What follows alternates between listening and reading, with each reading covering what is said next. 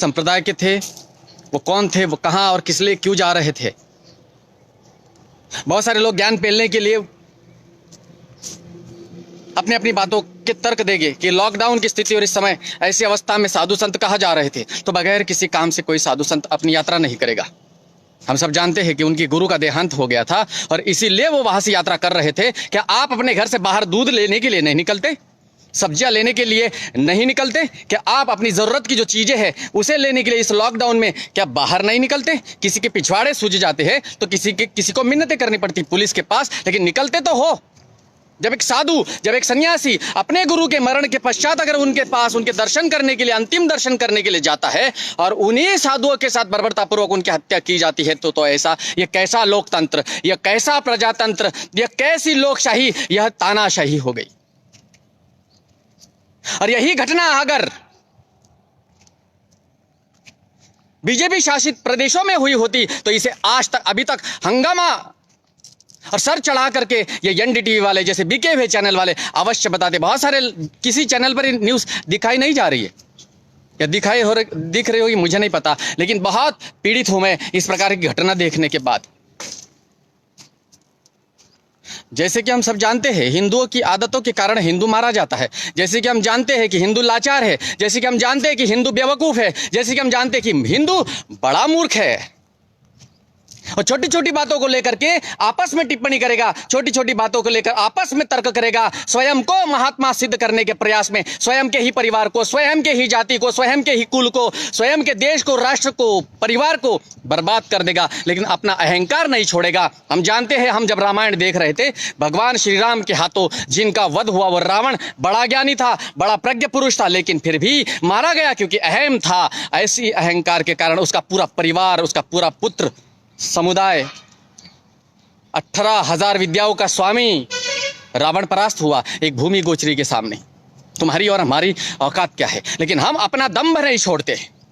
अगर एक सन्यासी बोल रहा है तो उसका समर्थन करने के बजाय उसी के ऊपर उंगली उठाने वाला ये मेरा समाज है, चाहे हिंदू हो, दलित हो, चाहे और ब्राह्मण हो, क्षत्रिय हो, चाहे कोई भी हो।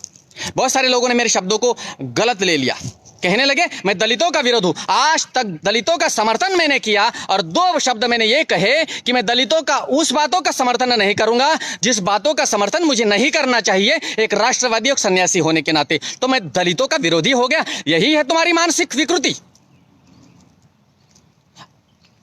अगर तुम धर्म और सभ्यता को नहीं समझोगे तो फिर देर हो चुकी होगी। फिर पछताए होत क्या जब चिड़िया चुग गई खेत। चाहे तुम दलित हो मिटा दिए जाओगे, चाहे तुम हिंदू हो मिटा दिए जाओगे, तुम ब्राह्मण हो तुम्हारी हस्ती समाप्त कर दी जाएगी, तुम बौद्ध हो मिटा दिए जाओगे, बर्बाद हो जाओगे, तुम जैन हो, सिख हो, पारसी हो, मारे जाओगे, तुम समझ नहीं पाएगे तुम कब मर गए। वैसे भी मरा हुआ जीवन ही जी रहा है आज का हिंदू समाज।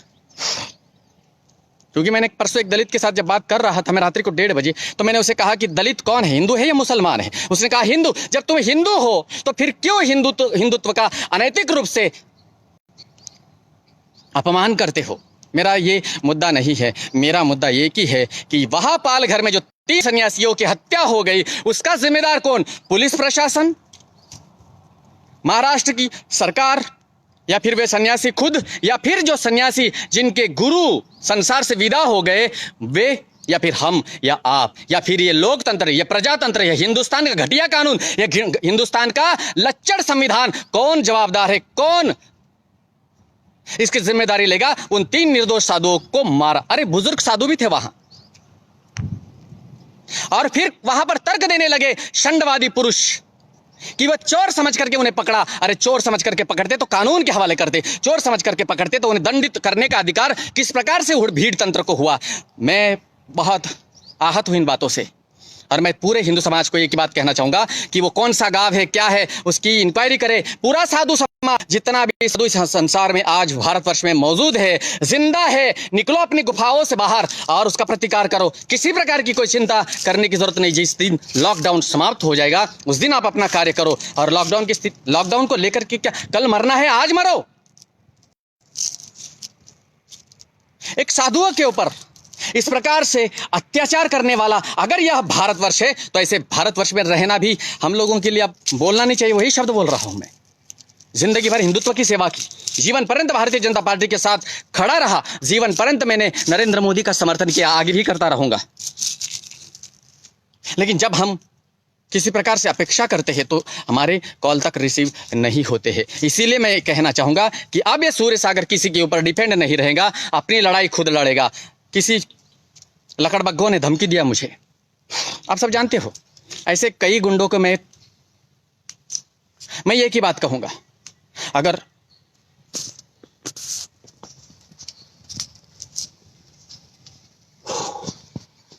ब्राइटनेस, साथियों मैं जरा ऊपर आता हूं क्योंकि मोबाइल की बैटरी गर्म हो गई है और मैं अंदर आता हूं।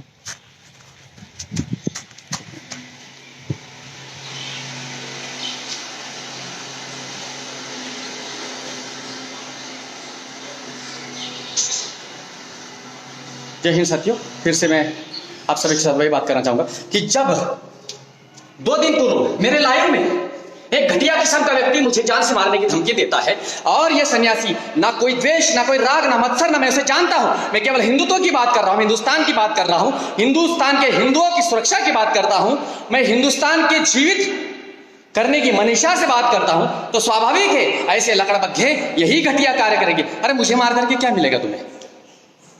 साधुओं को मारा क्या मिला तुम्हें?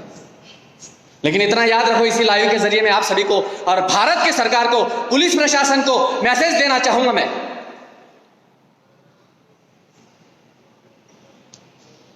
मैंने पुलिस प्रशासन को महाराष्ट्र की ट्वीट किया, ट्विटर अकाउंट क्यों यूज करते पुलिस वाले हैं?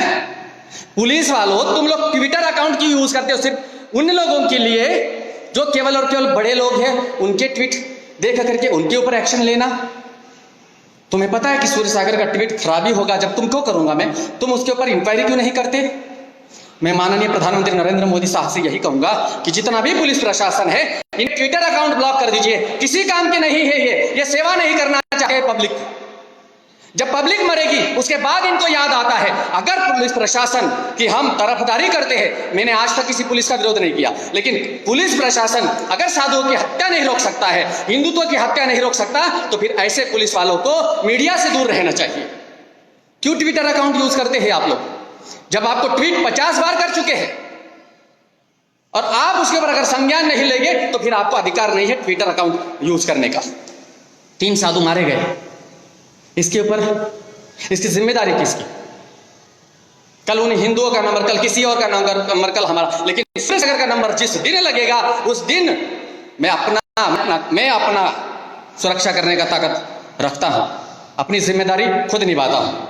ये कहने की आवश्यकता नहीं है मुझे किसी ने कि गुरुजी अपना ख्याल रखिएगा। ये गुरुजी अपना ख्याल स्वयं रखता है, महाकाल मेरा ध्यान रखता है, महावीर मेरा ध्यान रखता है, और हजारों हजारों बहनों की, हजारों हजारों भाइयों की, हजारों हजारों हिंदुओं के समर्थकों की, हिंदुत्व की बात करने वाले उन धर्मात्माओं के आशीर्वाद मेरे साथ है, मेरा कुछ नहीं हो सकता। लेकिन जिस दिन मेरे सामने देश का गद्दार खड़ा होगा, जिस दिन मेरे सामने धर्म का गद्दार खड़ा होगा, जिस दिन मुझे ऐसे लच्चड़ काम करने वाले मेरे सामने खड़े होंगे, 14 साल के लिए मैं वनवास चला जाऊंगा, 14 साल के लिए मैं जेल चला जाऊंगा, लेकिन सार्वजनिक रूप से उसे मारूंगा, मार करके जेल चला जाऊंगा। ये सूर्य सागर अब स्वीकार करता है, सार्वजनिक रूप से मार करके जेल चला जाऊंगा, लेकिन मैं हिजड़ों के जैसा जीवन नहीं जी सकता। एक 3 साधु मारे गए, लेकिन कोई अभी तक आवाज नहीं उठा रहे हैं। हम लोग केवल और केवल फेसबुक के जरिए विरोध कर रहे हैं, लेकिन प्रधानमंत्री जी के पास मैसेज नहीं पहुंचाया जा रहा है। लॉकडाउन बोल करके हम कब तक हिजड़ों जैसा जीवन जिएंगे? एक तुम्हारा दिल्ली का मुख्यमंत्री कहता है कि किसी भी आधार से जो व्यक्ति मुसलमानों से सामान लेना या मुसलमानों को सामान देना का विरोध करेगा, उसमें पर कानून की धारा लगेगी। ये कैसा मुख्यमंत्री है जब उसे नजर आता है कि हजारों हजारों क्लिपों के द्वारा मुसलमान थूक रहा है भोजन में, मुसलमान थूक रहा है सब्जियों में, मुसलमान थूक रहा है जगह जगह पर, दिल्ली के सड़क पर, चौराहे पर नोटों को थूक करके संक्रमित करके ये मुसलमान ही कर रहे हैं ना, तब इसका मुंह क्यों नहीं खुला? जब इसका मुंह तब नहीं खुला, तो हिंदुओं के ऊपर जबरदस्ती करने का अधिकार किसी भी मिनिस्टर को, किसी भी प्राइम मिनिस्टर को, किसी भी व्यक्ति को नहीं होता। हिंदुस्तान लोकतांत्रिक देश है, हम जो चाहे करेंगे। हमें जिससे सामान खरीदना है हम उसी से सामान खरीदेंगे, हम जिसको बेचना चाहेंगे हम बेचेंगे। तुम कौन होते वाले हो?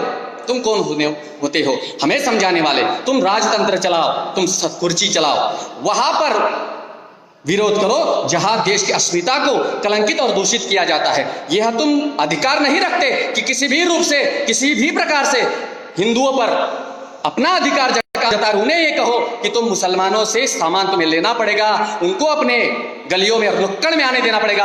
इतने सारे लोग मारे जा रहे हैं कोरोना के कारण, तो उसका जवाबदार कौन है फिर वर्तमान में? मैं यही कहना चाहूंगा, क्योंकि वर्तमान में हमारे देश के प्रधानमंत्री 10-10 बार आपके सामने लाइव आकर के आपको समझा रहे हैं कि आप किसी भी रूप से घर से बाहर ना निकलो, और निकल रहे हो तो आपके काम से निकल रहे हो। लेकिन ये अगर केजरीवाल जैसा व्यक्ति ऐसा कहता है कि मुसलमानों से सामान खरीदो, तो कोई हिंदू तो नहीं कोरोना फैला रहा है?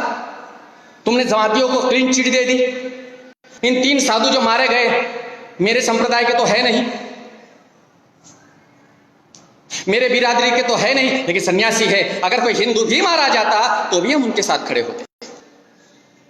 वैसे दरअसल आपको सभी को बताना चाहूंगा, मुल्लों में लगी है आग, उनसे सामान कोई खरीद नहीं रहा, उनसे लेने देने का व्यवहार कोई बना नहीं रहा। सब लोगों के मन में भय है और वो भय कायम रहे। मैं हिंदुओं को एक ही बात कहना चाहूंगा, सनातन सभ्यता को, संस्कृति को, भगवान श्री राम को अगर हृदय में स्थापित करते हो और हृदय से उनकी पूजा करते हो, अगर भगवान कृष्ण को मानते हो, महावीर पारसनाथ को मानते हो, भगवान बुद्ध को मानते हो, तो याद रखना, भूलना मत, क्योंकि तुम्हारी आदतें हैं भूल जाने की।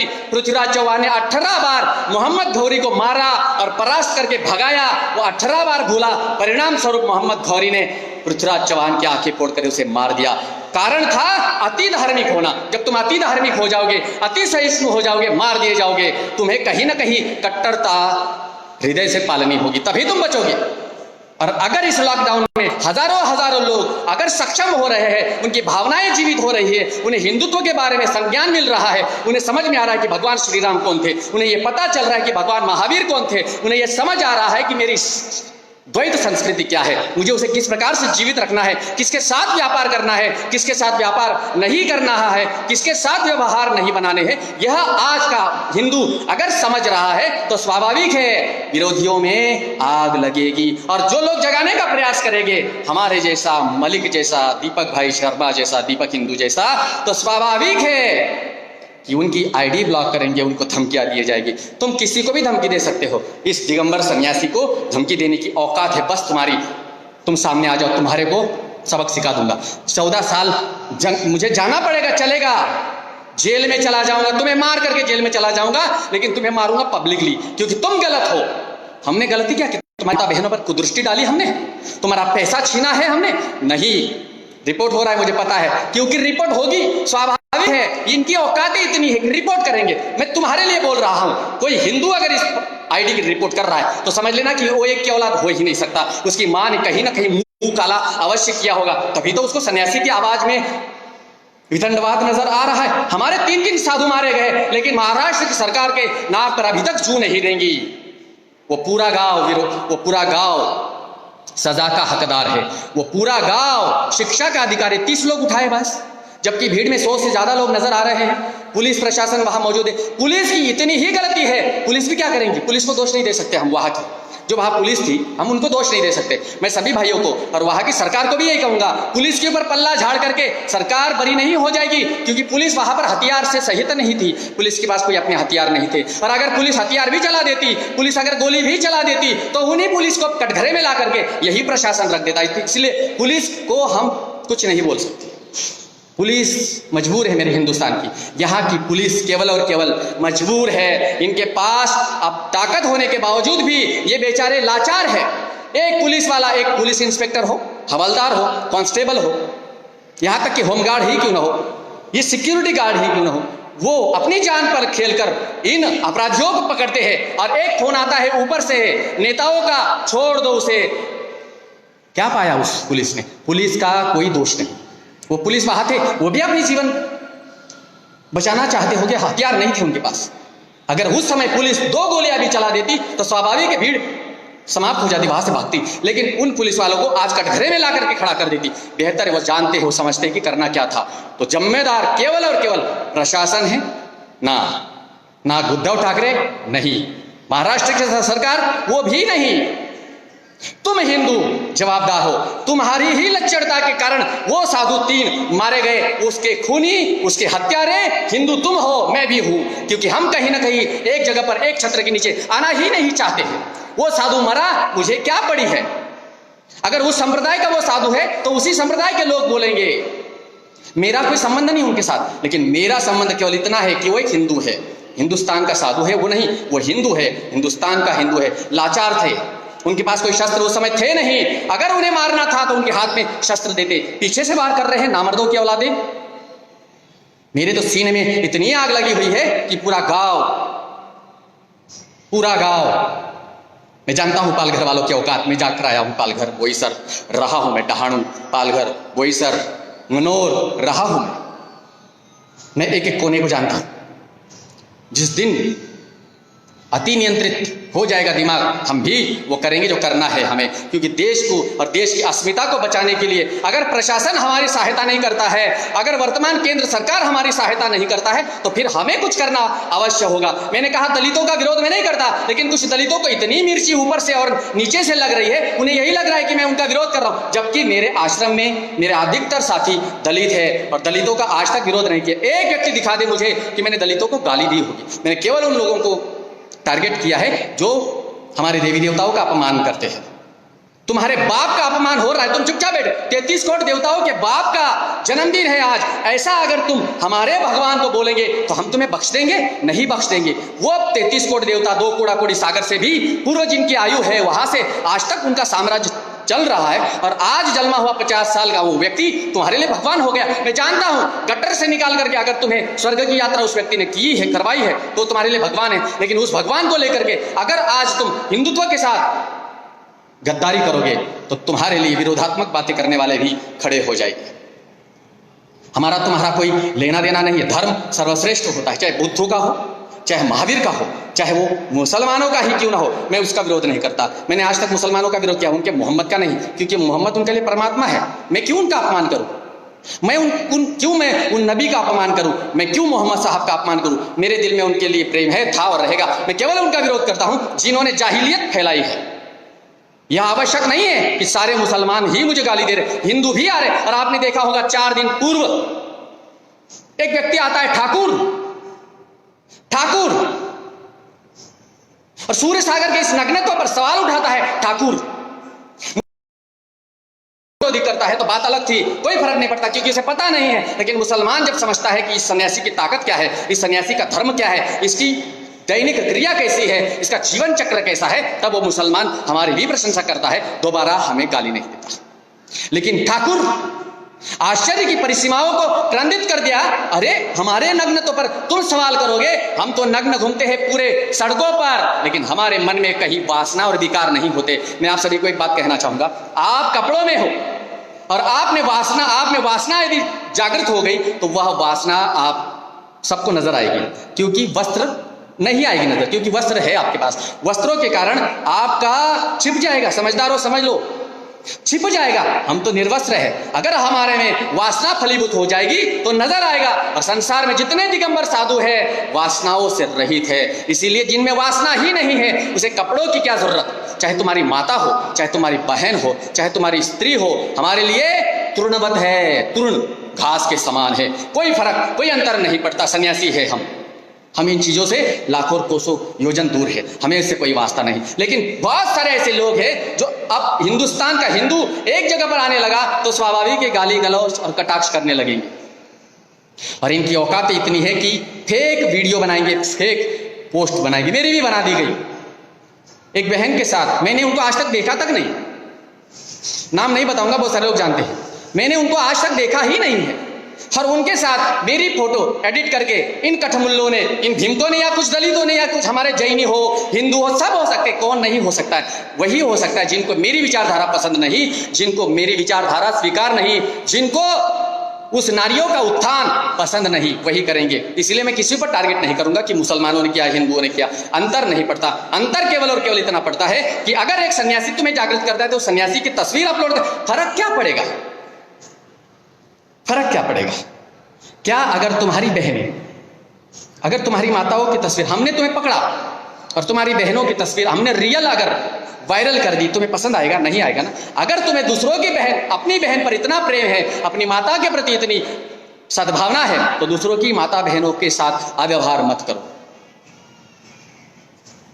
साधु संत को चली गई कमेंट क्या था, मैं अभी कमेंट पर नजर नहीं डालूंगा, बाद में डालूंगा। बस इतना याद रखिए, जो 3 साधु मारे गए, माननीय प्रधानमंत्री नरेंद्र मोदी साहब,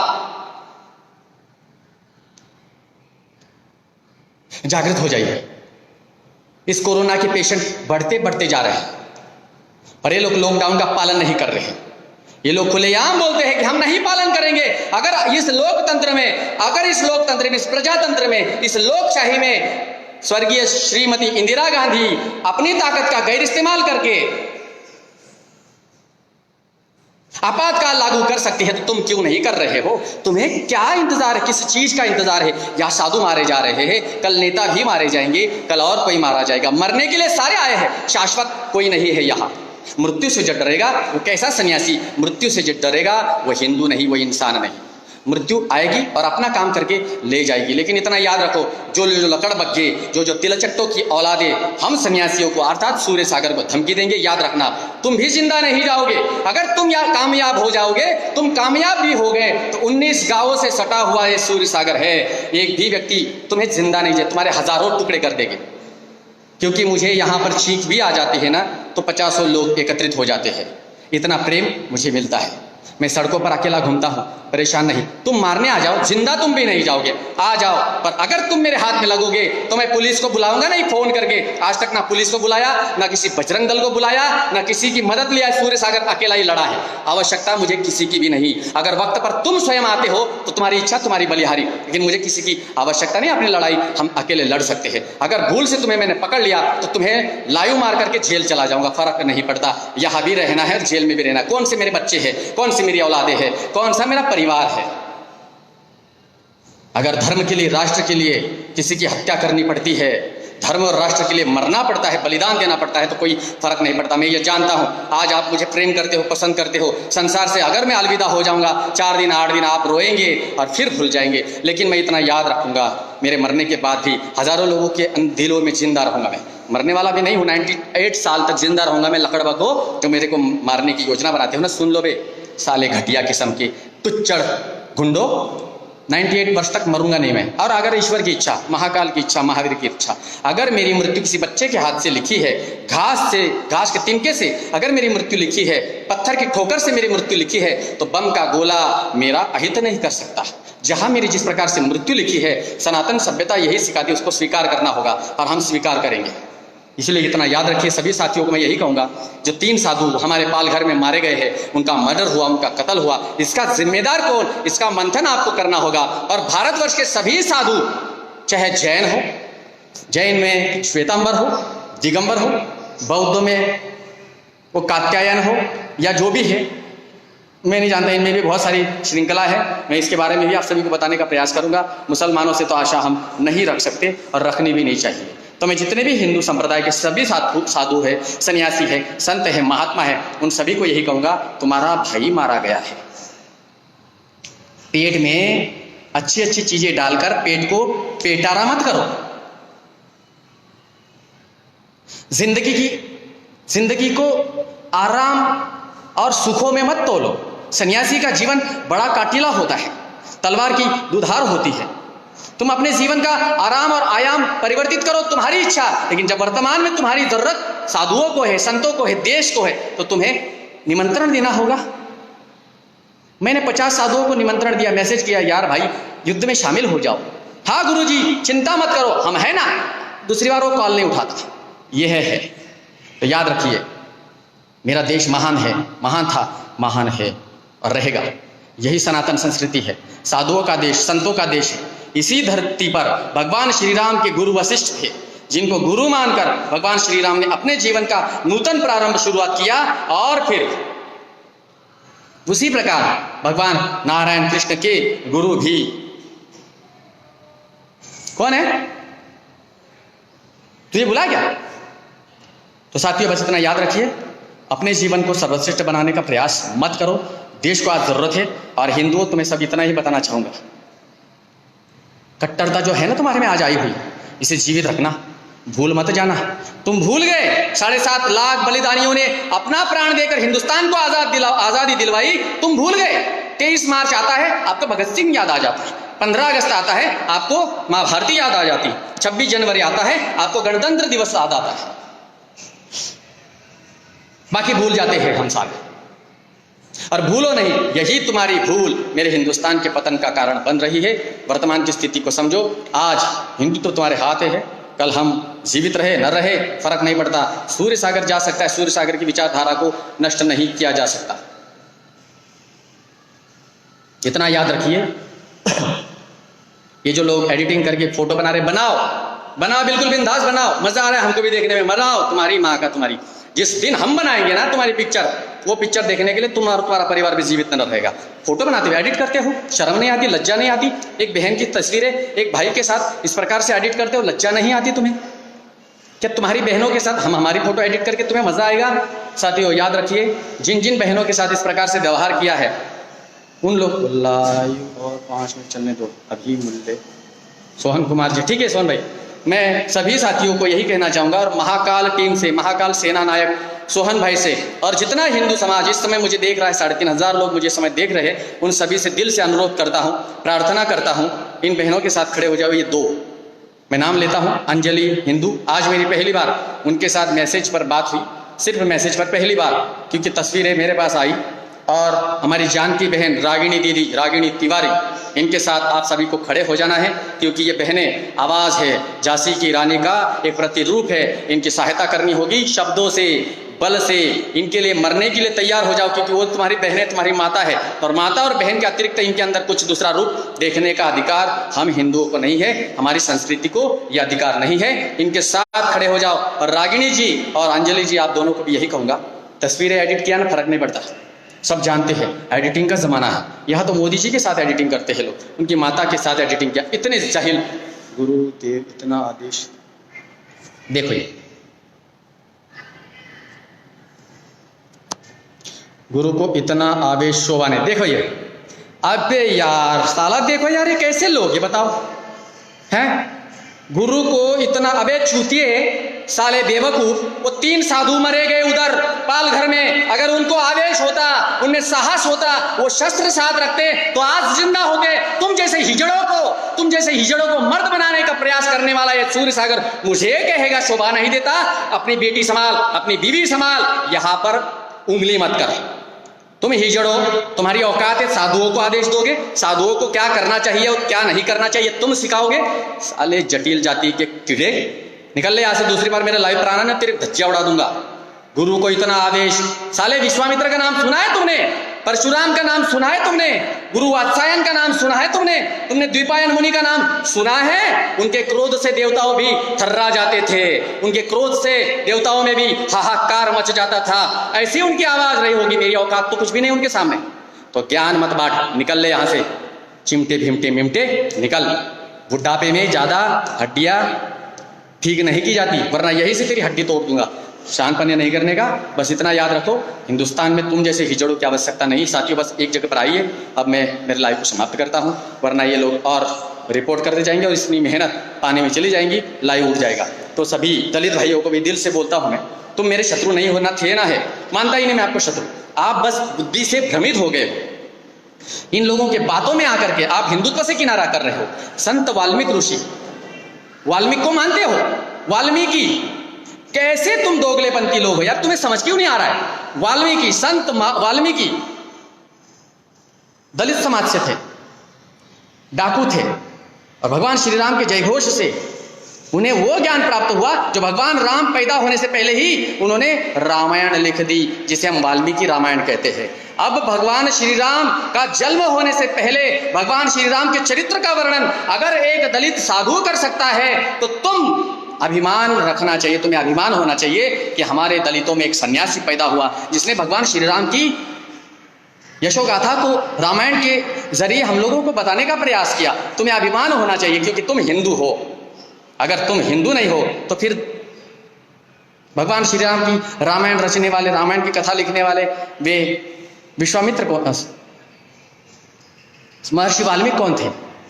शबरी, झूठे बेर खाए, भगवान श्री राम ने जिनके वे विलनी थी। अगर वो दलित है और अगर उनके साथ किनारा करने वाली संस्कृति उस समय से जीवित होती तो क्यों आज हम दलितों को बाहर करने की बात करेंगे। यह तो कुछ लोगों की गलती आई है राजनीति के कारण, इस घटिया राजनीति के कारण, इस कांग्रेस की राजनीति के कारण, इस यवनों के कारण, इस ब्रिटिशों के कारण दलितों को किनारा कर दिया गया। जैसे चमार, चमार का क्या मतलब है पता है आप लोगों को? चमार नहीं, चवर, चवर वंशी। जो चवर ढोलते हैं राजाओं के ऊपर, मांडलिक, महामांडलिक, चक्रवर्ती सम्राटों के ऊपर, वो चवर जाति के महान लोग, महान जाति, उसको चमार बोला जाता है। चमार शब्द है ही नहीं कहीं, ना वेदों में, ना उपनिषदों में, ना रामायण में, ना गीता में, ना भगवत गीता में चवर शब्द आता है। तो दलित भाइयों, तुम चमार नहीं हो, तुम चवर हो। तुम दलित नहीं, तुम हिंदू हो, हिंदुओं के हिस्से हो। तुम हिंदू ही थे और हिंदू ही मरोगे, चाहे तुम स्वीकार करो या ना करो। दिमाग में जो भूसा भरा पड़ा है उसे बाहर निकालने का प्रयास करो। तुम्हें कौन तोड़ रहा है उसे समझने का प्रयास करो। सभी साथियों, हृदय से बहुत बहुत आशीर्वाद। जो 3 साधुओं की हत्या कर दी गई है जिस गांव से, उस गांव के ऊपर केंद्र सरकार अपने अपने तरीके से जिस प्रकार से डंडा चलाना है वो चलाए। बस याद रखिए, ये ऐसे चूतिए लोग आ जाते हैं, गुरुजी को इतना आवेश, मैं ऐसा ही हूँ, कुणाल गांजा वाला, गौरव, याद रखिए मैं ऐसा ही हूँ, मेरी प्रकृति ही ऐसी है। हमारा खून गुप्तों का खून है, हमारा खून क्षत्रियों का खून है। वो ऐसे ही हिलोरे मारता है। अपनी आवाज़ तभी बताना जब आपको कहने के लिए कुछ सात्विक शब्दों का चयन करना होगा। जय श्री राम, वंदे मातरम, भारत माता की जय।